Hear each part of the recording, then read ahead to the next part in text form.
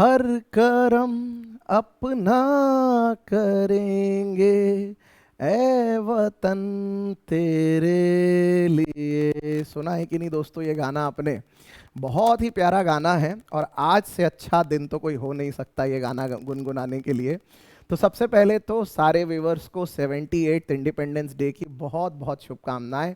आपका आज का दिन कैसा रहा मुझे ज़रूर बताइएगा कमेंट्स में। दोस्तों सबसे पहले तो आप सबको बहुत सारी शुभकामनाएं कि ये साल आपके लिए बहुत अच्छा हो।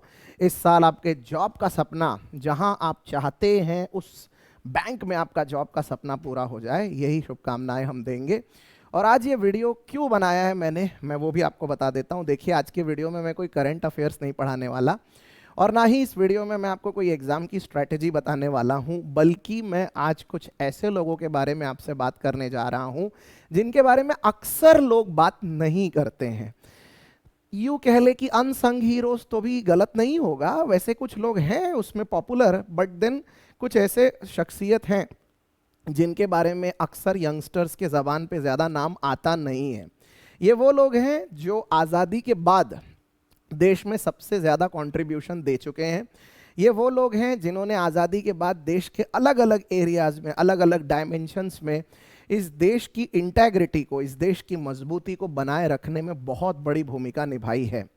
मैं कुछ ऐसे लोगों की इमेजेस आपको दिखाने जा रहा हूं जिसमें आपको उन लोगों को पहचानना होगा कि ये कौन है, और उसके बाद मैं आपको क्विकली बताऊंगा कि ये लोग हैं कौन और इन्होंने क्या काम किया है।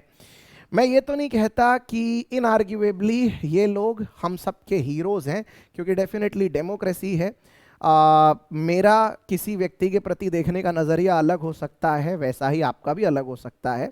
तो यकीनन आप अपने सारे ही विचार कमेंट्स में ज़रूर बता सकते हैं, लिख सकते हैं।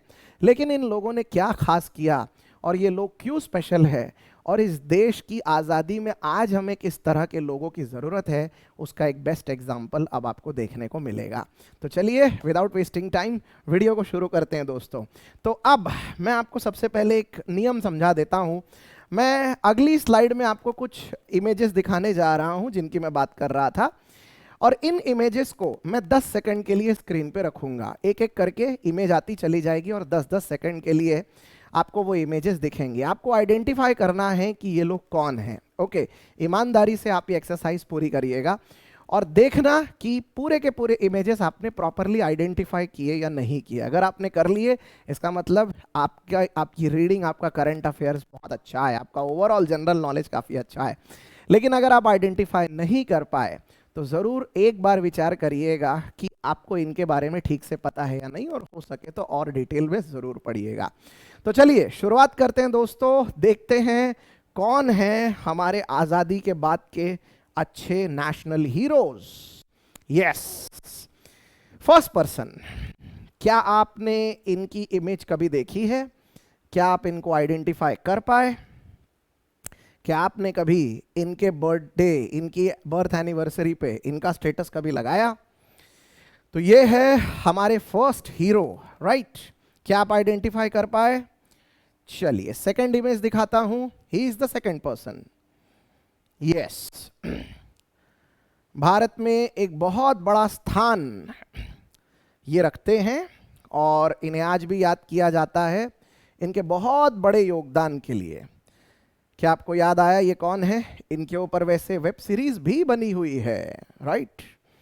सो क्या आपको याद आया? चलिए आगे देखते हैं। थर्ड इमेज, शायद आपने इनको देखा होगा। एनी गेसेस, ये कौन है? मैं आपको कुल मिला के 6 इमेजेस दिखाने वाला हूं और उसके बाद मैं आपको बताऊंगा कि ये लोग कौन हैं। चलिए 10 सेकंड का टाइम है। क्या आप पहचान पाए? अगर आप आइडेंटिफाई कर पाए हैं तो प्लीज एक बार अपना स्कोर चेक कर लेना। हर एक इमेज के साथ आपको 10 मार्क्स दिए जा सकते हैं, तो देखना आपको 60 आउट ऑफ 60 मिले या नहीं। और कमेंट्स में मुझे ज़रूर बताना कि आपने टोटल कितना स्कोर किया, 10 में से कितने इमेजेस आप आइडेंटिफाई कर पाए। यस, अब इनके सीने पर इतने सारे मेडल्स देखकर ही अंदाज़ा लगाया जा सकता है कि ये आर्मी के हैं, पर ये है कौन? ज़रूर बताइएगा। मैं चलिए एक हिंट दे देता हूँ। 77 ईयर्स की एज में कार्डियक अरेस्ट से जस्ट हाल फिलहाल इनकी मृत्यु हुई है। क्या आप बता पाएंगे ये कौन है? बहुत बड़े नेशनल हीरो रहे हैं भारत के। यस, देखते हैं कितने लोगों को पता है। मुझे कमेंट्स में जरूर बताना आपको कितना स्कोर मिला आउट ऑफ 60। चौथी इमेज, यस, क्या आपने इन सज्जन की तस्वीर कभी देखी है? Did you ever see this man? No? चलिए भाई, आइडेंटिफाई करते जाइए। यस, इनको कौन नहीं जानता? और अगर ये भी आपको याद नहीं आ रहे हैं तो फिर तो सवाल है, बहुत गंभीर सवाल है। क्या आपको इनके बारे में सब कुछ पता है? भारत के बहुत बड़े hero, national hero. And at the last he is one more person. मैं दावे से कह सकता हूं काफी कम लोग होंगे जिनको ये इंसान याद होगा। ये अब तो रिटायर हो चुके हैं, लेकिन भारत में आज भी इनका नाम बड़े सम्मान से लिया जाता है। तो ये आखिर कौन है?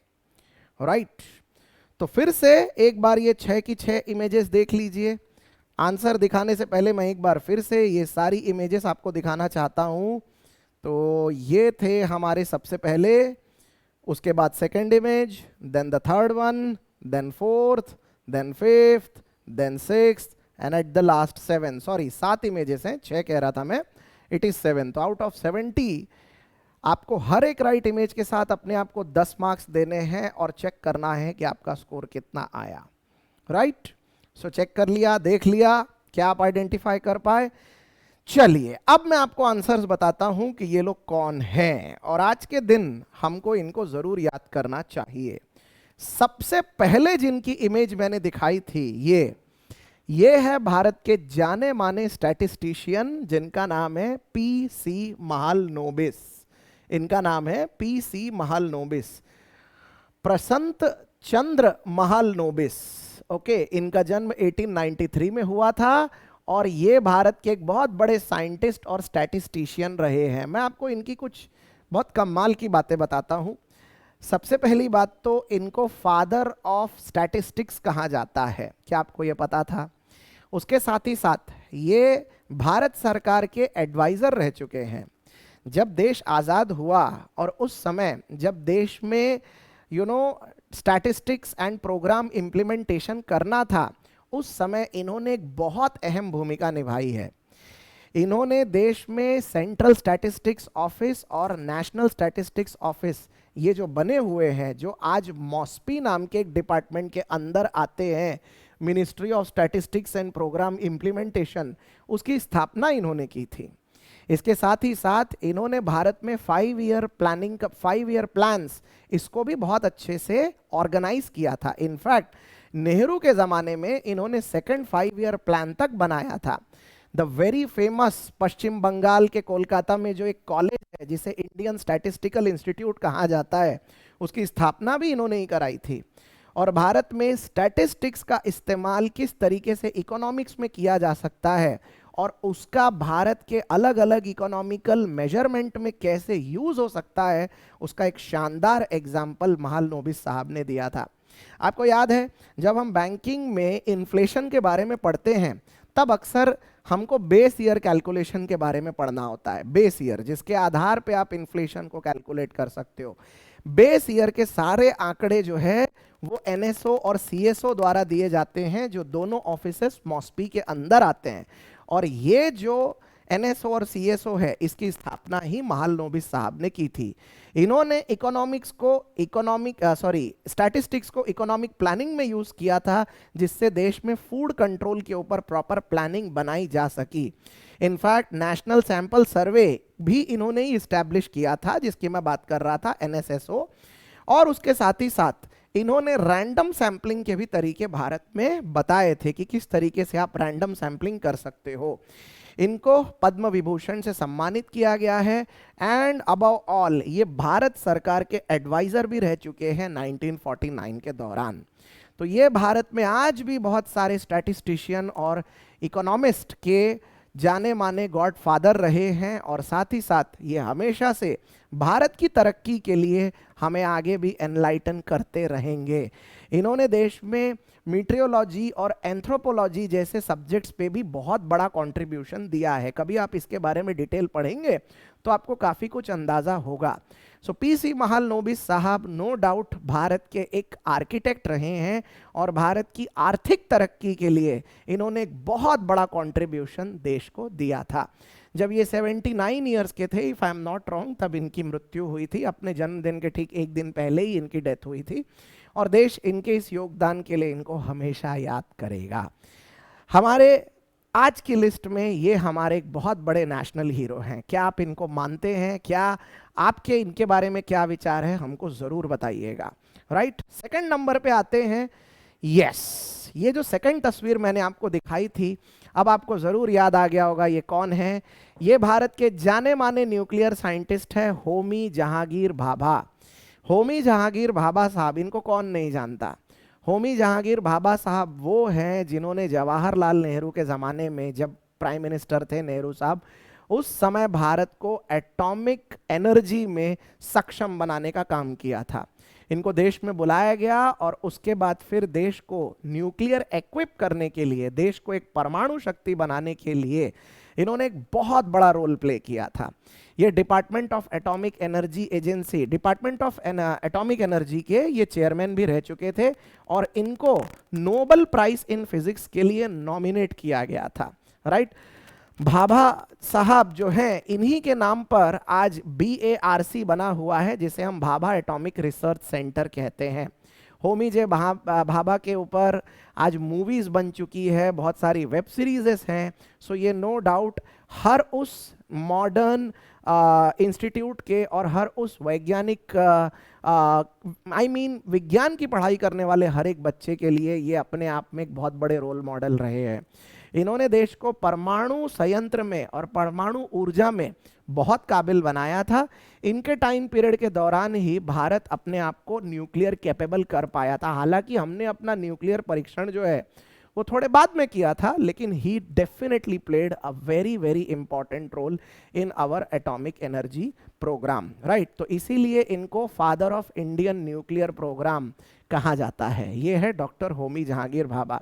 बहुत अनफॉर्चुनेट रहा जब इनकी मृत्यु जनवरी 1966 में हुई थी और इस बात के ऊपर हमेशा से ही संदेह उठते रहे हैं कि लाल बहादुर शास्त्री जी की मृत्यु के ठीक 13 दिन के बाद ही एक प्लेन क्रैश में इनकी डेथ हुई और उसके ऊपर कई सारे सवाल तब भी थे, आज भी हैं और काफ़ी सारा कन्फ्यूजन उसके ऊपर बना हुआ है। लेकिन नो डाउट देश इनके इस योगदान को हमेशा हमेशा याद रखेगा।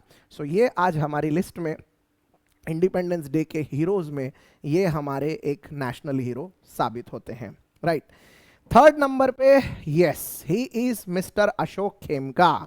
क्या आप इनके बारे में जानते हैं? अशोक खेमका, अशोक खेमका दरअसल भारत के IAS ऑफिसर हैं, फिलहाल ऑलरेडी जॉब पे हैं ये। Right, civil service bureaucrat, he is an IAS officer.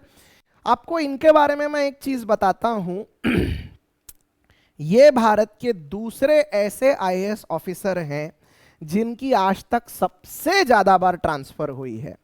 इनकी अभी तक की सर्विस में 30 साल की जॉब में 55 बार ट्रांसफर हो चुकी है गाइस, 55 टाइम्स।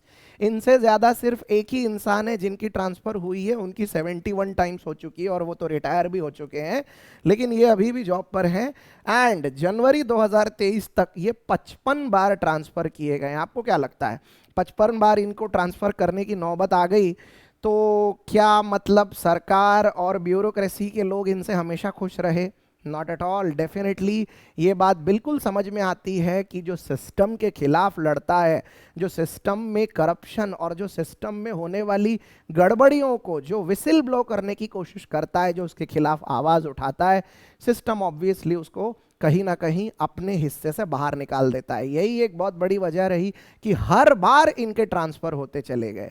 इनकी ईमानदारी ज़्यादा रास नहीं आती लोगों को और इनकी ईमानदारी के वजह से ही ये हर बार किसी और जगह पर ट्रांसफ़र करवा दिए जाते हैं। ये एक बहुत बड़ा प्रॉब्लम रहा। इनके कुछ बहुत सारे वैसे तो लैंड मार्किंग केस रहे हैं, लेकिन इनका एक जो सबसे ज़्यादा लैंड मार्किंग केस रहा है वो है गुड़गांव में जो इलीगल लैंड डील हुआ था, जो कि सोनिया गांधी और उनके दामाद रॉबर्ट वाड्रा की एक डील थी, जिसको इन्होंने कैंसल कर दिया था। उसके वजह से ये बहुत ज्यादा जाने जाते हैं। राइट, 1200 एकड़ की एक लैंड डील थी और जिसमें कुल मिला के एक बहुत बड़ा मॉनेटरी बेनिफिट सामने आया था, और उसमें जितनी इरेगुलरिटीज थी, जितनी धांधलेबाजियां थी, उन सब के खिलाफ न केवल इन्होंने आवाज उठाई बल्कि वो पूरी की पूरी लैंड डील कैंसिल कर दी गई थी। तो उस वजह से ये सबसे पहले चर्चा में आए थे, और उसके बाद ऐसे बहुत सारे इंसिडेंट्स रहे जहां पर ये एक विसिल ब्लोअर का काम कर चुके हैं, यानी जो कुछ भी करप्शन हो रहा है उसके खिलाफ ये हमेशा आवाज उठाते रहे हैं। ये सब करने के लिए बहुत हिम्मत लगती है, नो डाउट, क्योंकि आप जब ऐसा कुछ करते हो तो यकीनन आप सिस्टम में बहुत सारे लोगों के दुश्मन बन जाते हो। लेकिन निडर होकर पिछले 55 बार से ये ट्रांसफर लेते आए हैं, अपनी सर्विस के अंतिम दौर तक आ चुके हैं और इतने बार ये ट्रांसफर ले चुके हैं अशोक खेमका। हमारी नज़र में आज ये भी भारत के एक नेशनल हीरो साबित होते हैं। आप इन सब के ऊपर ज़रूर कमेंट्स करते चलिए और आप बताइए कि आप इन सारी बातों से इत्तेफाक रखते हैं या नहीं रखते हैं। अगर आप इनके बारे में कुछ और एक्स्ट्रा जानते हैं तो वो भी हमारे साथ शेयर करिए, और ये भी बताइए क्या आपकी नज़र में भी ये नेशनल हीरो हैं या नहीं हैं। देखिए, आपके अपने विचार हो सकते हैं, मैं ये नहीं कहता कि जिसको मैंने यहाँ पर एक स्थान दिया है आप भी डेफिनेटली अपने मन में उनका एक सेम स्थान रखते होंगे, ऐसा नहीं है। और यही डेमोक्रेसी की खूबसूरती है कि अलग अलग लोग और अलग अलग विचार, लेकिन डेफिनेटली कुछ खास इन लोगों में है जो आज भी देश में कई लोगों को, हजारों लाखों करोड़ों लोगों को इंस्पिरेशन देता है। अशोक खेमका साहब उनमें से ही एक है। अशोक खेमका साहब को SR जिंदल प्राइज भी मिल चुका है, जो क्रूसेड अगेंस्ट करप्शन के खिलाफ दिया जाता है। यह अवार्ड उनको 2011 में दिया गया था। राइट, आइए देखते हैं चौथे नंबर के इंसान कौन थे। यस, ये है वो मिलिट्री मैन जिन पर हम सबको नाज होना चाहिए। गाइस, ये है मेजर कुलदीप सिंह चांदपुरी। यस, इनका नाम है मेजर कुलदीप सिंह चांदपुरी। आपको इतना तो पता ही होगा कि एक JP दत्ता की एक बहुत फेमस मूवी आई थी जिसका नाम था बॉर्डर, और बॉर्डर मूवी ये संदेश से आते हैं, ओके, वही वाला। तो जो बॉर्डर मूवी थी जिसमें सनी देओल ने एक आर्मी सोल्जर का एक रोल निभाया था, उसमें सनी देओल ने जो किरदार निभाया था वो यही था, मेजर कुलदीप सिंह चांदपुरी। मेजर कुलदीप सिंह चांदपुरी जाने जाते हैं बैटल ऑफ लोंगेवाला जो कि राजस्थान में था, राजस्थान में है, वहां पर इनकी पोस्टिंग थी। और 4 और 5 दिसंबर की वो रात, 4 दिसंबर 5 दिसंबर वाला वो रात का समय, साल चल रहा था 1971, जिस दिन मेजर कुलदीप सिंह चांदपुरी ने इतिहास रच दिया था। इनके पास सिर्फ 100 सोल्जर्स थे, ओनली 100 सोल्जर्स, ओके, और सामने से पूरे फुल्ली लोडेड टैंकर्स के साथ पाकिस्तानी सोल्जर बॉर्डर के अंदर घुस रहे थे। 2000 सोल्जर्स की पूरी बटालियन आ रही थी, और रात को पोस्टिंग पे ये थे अपने 100 सोल्जर्स के साथ। तो आप समझ लीजिए 100 वर्सेस 2000 की लड़ाई थी। और अनफॉर्चुनेटली इनकी मदद करने के लिए उस रात इंडियन एयरफोर्स नहीं आ पाई थी, क्योंकि ये वो ज़माना था 1971 का, आज से 50 साल पहले की बात बता रहा हूँ, जब इंडियन एयरफोर्स रात को नहीं उड़ा करते थे। आपने उस मूवी में देखा होगा, जैकी श्रॉफ जो कि इंडियन एयरफोर्स के किरदार में रहते हैं, पायलट रहते हैं, और वो रात भर टेक ऑफ ही नहीं कर सकते हैं बिकॉज ऑफ ऑब्वियस रीजन कि रात को कैसे टेक ऑफ किया जाएगा, फ्लाइट नहीं उड़ सकती। तो उस समय ये तय हुआ था कि रात भर आप मोर्चा या तो संभाली या तो पीछे हट जाइए। कुलदीप सिंह चांदपुरी को ऑप्शन दिया गया था कि आप अपने 100 सोल्जर्स के साथ वहां नहीं मुकाबला कर पाएंगे, आप पीछे हट जाओ, आप पीछे हट जाओ, कोई बात नहीं। लेकिन इन्होंने फैसला किया अपने 100 सोल्जर्स के साथ कि ये डट के मुकाबला करेंगे, लेकिन पीछे नहीं हटेंगे। भाई साहब, इस दिलेरी के लिए एक लाइक जरूर बनता है। आज आप मेजर कुलदीप सिंह चांदपुरी के इस योगदान को इस देश के लिए इंपॉर्टेंट मानते या नहीं मानते हैं, जरूर बताइएगा। कुलदीप सिंह चांदपुरी अपने 100 सोल्जर्स के साथ डटे रहे। इनके बहुत सारे सोल्जर उस रात को वीरगति को प्राप्त भी हुए, लेकिन इन्होंने लोंगेवाला पोस्ट छोड़ा नहीं।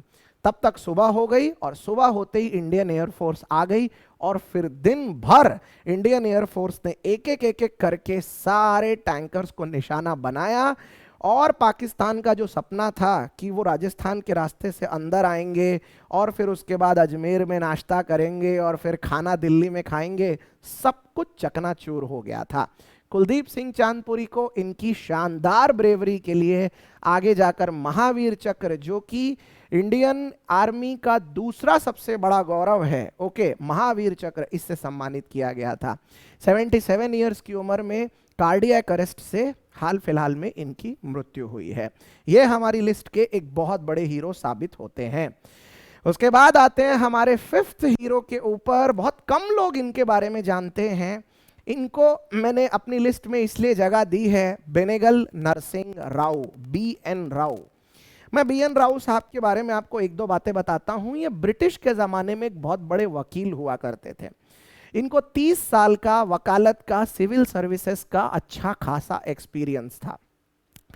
जब देश आज़ाद हुआ और जब कॉन्स्टिट्यूशन बनाना था, तो सबसे पहले भारत के जो प्रथम राष्ट्रपति हैं, उन्होंने, डॉक्टर राजेंद्र प्रसाद ने, इनको, बेनेगल नरसिंह राव साहब को ये बोला था कि सर, आपको तो वकालत का इतना शानदार एक्सपीरियंस है, तो भारत के लिए क्या पहला ड्राफ्ट आप तैयार कर सकते हैं कॉन्स्टिट्यूशन का। इस पहले ड्राफ्ट को इन्होंने तैयार किया था और फिर उस ड्राफ्ट के ऊपर बहुत सारे काम बाद में ड्राफ्टिंग कमेटी ने किए, उसके ऊपर बहुत सारे चेंजेस किए और फिर एक फाइनल ड्राफ्ट तैयार किया गया था।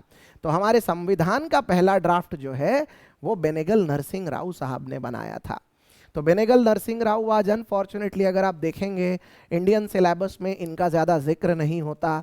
इंडियन सिलेबस में कहीं आपको ज़्यादा ये नाम सुनाई नहीं देगा। मैं तो खुद NCERT की स्कूलों में पढ़ा चुका हूँ, मैंने कहीं देखा नहीं कि अक्सर इनका नाम कहीं सामने आ रहा है।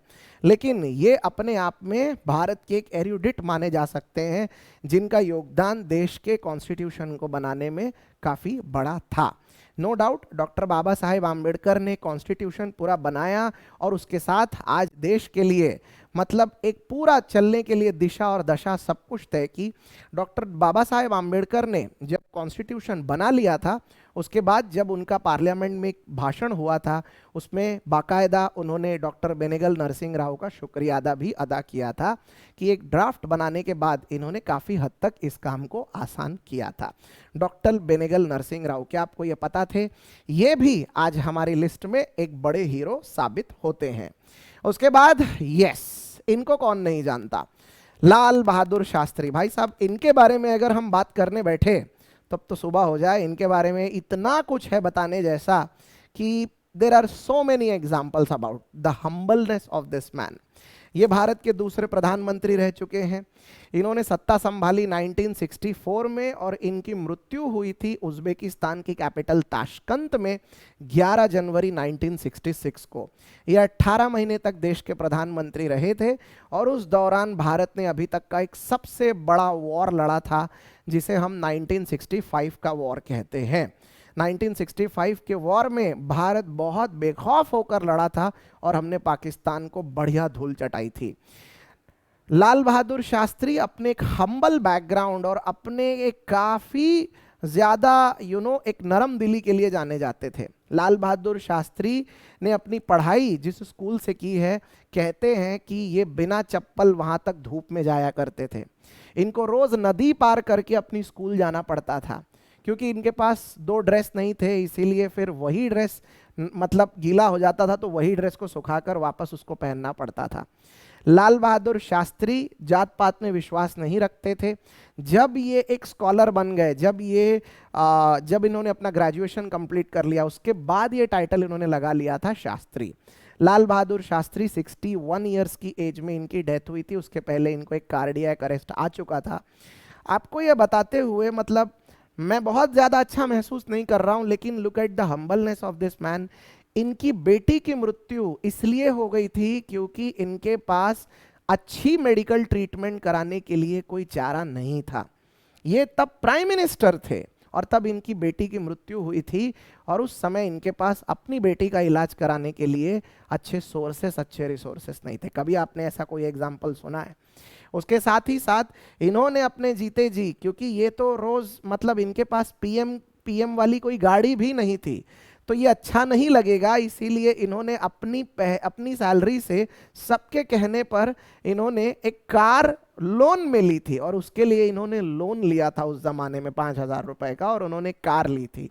जब शास्त्री जी की मृत्यु हो गई तो शास्त्री जी की वाइफ ने वो पैसे अपनी पेंशन से दिए थे।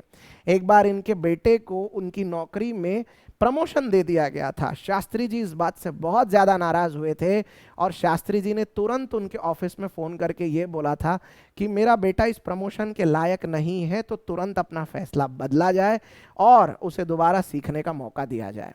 शास्त्री जी के बेटे ने एक बार पीएम वाली गाड़ी, जो इनको एज अ प्राइम मिनिस्टर जो मिलती है, वो गाड़ी ड्राइव कर ली थी, और उसके बाद घुमा फिरा के लाए और कीचड़ से सनी हुई गाड़ी लाके रख दी। शास्त्री जी को ये बात पता चली। शास्त्री जी ने जब देखा, शास्त्री जी ने लिटरली मीटर की रीडिंग चेक करके कितने किलोमीटर गाड़ी चली है ये आइडेंटिफाई किया, और उस आइडेंटिफाई किए हुए किलोमीटर्स के बराबर पैसे भर के माफ़ी मांगी कि मेरे बेटे को ये पता नहीं है कि ये प्राइम मिनिस्टर पद के लिए दी जाने वाली गाड़ी है, पर्सनल यूज़ के लिए इसे यूज़ नहीं किया जा सकता। I mean that was the greatest example. ऐसे कई एग्जाम्पल है। शास्त्री जी एक बार पेरेंट्स टीचर्स मीटिंग में गए थे किसी स्कूल में, और उस समय जब लोगों को पता चला कि स्वयं प्राइम मिनिस्टर आए हैं अपने बेटे के लिए, तो जितने पेरेंट्स थे वो हट गए और शास्त्री जी को जाने दिया। शास्त्री जी ने सारे लोगों को बोला, मैं यहाँ प्राइम मिनिस्टर नहीं, अपने बच्चे का बाप बन के आया हूँ, सो ऑब्वियसली जो लोग आगे हैं वो आगे ही रहेंगे, मैं इंतज़ार करूँगा। आज के डेट में एक छोटा सा मंत्रियों का काफिला निकलता है तो ट्रैफिक को कितने देर तक रोक दिया जाता है, और एक शास्त्री जी थे जिनके अंदर ये हम्बलनेस थी। एक और मज़ेदार बात है अबाउट शास्त्री जी, शास्त्री जी के घर पे कई सारे मंत्रियों का एक बार एक भोजन आमंत्रण था।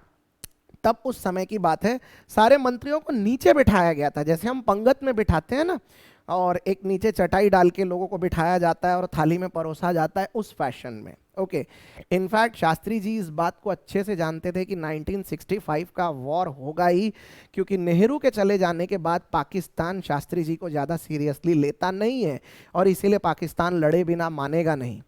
शास्त्री जी इसी वजह से उस वॉर के लिए बहुत ज़्यादा प्रिपेयर्ड थे, और उस समय क्योंकि भारत में फूड क्राइसिस भी बहुत ज़्यादा चल रहे थे, इसीलिए लोगों को एक क्लियर मैसेज शास्त्री जी ने ये दिया था।